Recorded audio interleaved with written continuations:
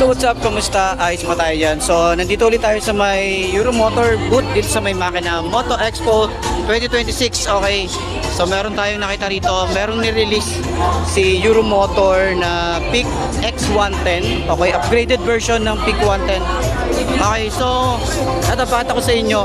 Ito malamang ilalabas din to soon para at least ma-vlog natin or maikutan natin. So syempre mabawi ako sa inyo na may vlog to sa mga branch nila. So malamang ito magiging available to agad kasi ano na siya talagang existing na yung PIC 110 ngayon. PIC X110 na siya ngayon. So pakita ko sa inyo, ito na siya. Ayan, meron tayo rito ang projected lamp.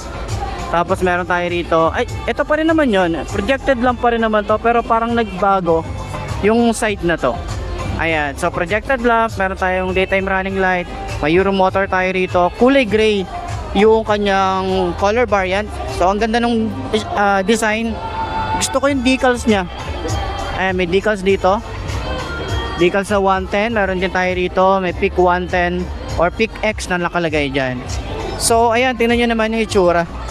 Okay, meron tayong signal light dito, naka bulb type and naka telescopic, tapos naka drum brake, wide spoke, yung pangkaraniwan na talagang build para dito. Ayan, so naka carb type pa rin naman to, Euro 3 na din, and yung design dito sa makina ang ganda rin.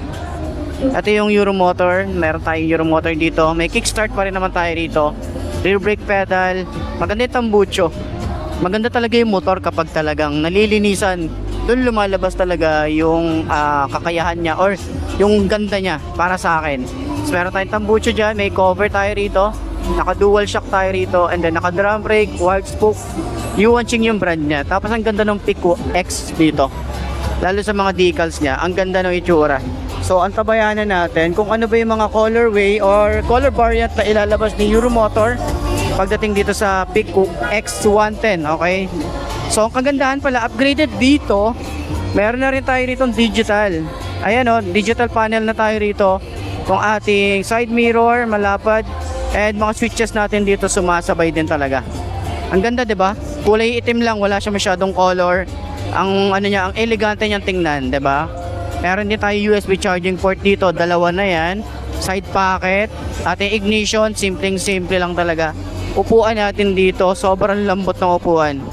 Yan, grab bar, maganda rin. Ito, ano to, plastic. Tapos yung ating compartment, tas yung gas tank natin dito.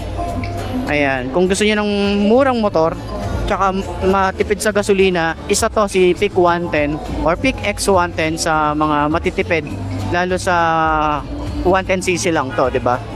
So ayan, yung ating taillight, meron tayong LED rito, tapos signal light nya LED rin, lagayan ng plate, tapos meron na rin tayo rito na chain cover.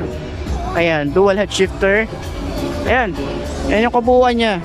So ang tabayanan nyo na lang yung ating walk around para dito. Okay, so sa lahat ng mga gustong bumili ng ganitong motorcycle, at tabayanan nyo yung walk around natin para dito sa mga motorcycle ni Euromotor na inilalabas nila ngayon 2026. So ayun, sana nakatulong tong video na to sa lahat ng mga gustong bumili ng mga bagong motor ngayon 2026.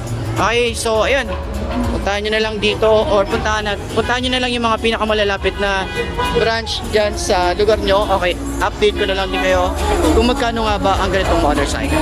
Ayos siya.